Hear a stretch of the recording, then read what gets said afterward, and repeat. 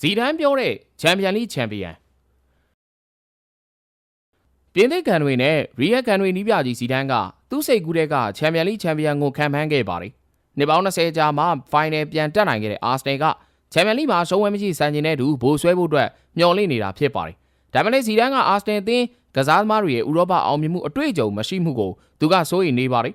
PSG ကတော့လက်ရှိချန်ပီယံဖြစ်လို့စိတ်ဓာတ်နဲ့အတွေ့အကြုံပိုပြီးအားကောင်းနေတယ်လို့သုံးသပ်ခဲ့တာဖြစ်ပါတယ်လာမယ့်အာဆနယ်နဲ့ PSG ချန်ပီယံလိဖိုင်နယ်ကစိတ်ဝင်စားပြီးတော့ပြန်ဆိုင်မှုပြင်းထန်တဲ့ဗိုလ်လူပွဲတစ်ပွဲဖြစ်လာမယ်လို့လည်းဇီဒန်ကသုံးသပ်ခဲ့ပါတယ်2008နဲ့2018တုန်းကမြင်တွေ့ခဲ့ရတဲ့အငွေ့အသက်မျိုးတွေအတိုင်းပဲခံစစ်နဲ့တိုက်စစ်ပြင်းထန်တဲ့ကစားဟန်နဲ့ပါရမီရှင်တွေရဲ့ထိတ်တိုက်တွေးဆုံမှုမျိုးတွေကိုမြင်ရမယ့်တကယ်ချန်ပီယံလိဗိုလ်လူပွဲစစ်ဖြစ်လာမယ်ဆိုပြီးတော့ချီးကျူးသွားခဲ့ပါတယ်ဇီဒန်က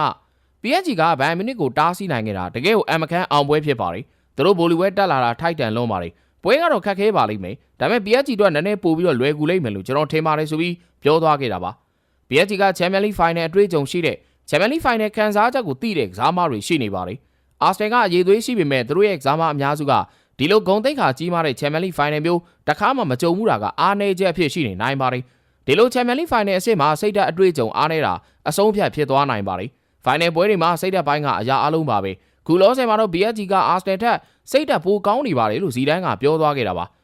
ဇီဒန်ပြောသလိုပဲချန်ပီယံလိဖိုင်နယ်မှာအာဆနယ်ထက် PSG ကအသာစီးရနေရလားဘော်ရာတို့ကျွန်တော်တို့ဂန်နာဖန်တွေအနေနဲ့ဆိုတော့ဘယ်လိုမြင်လဲမှတ်ချက်ပေးခဲ့ပါဦး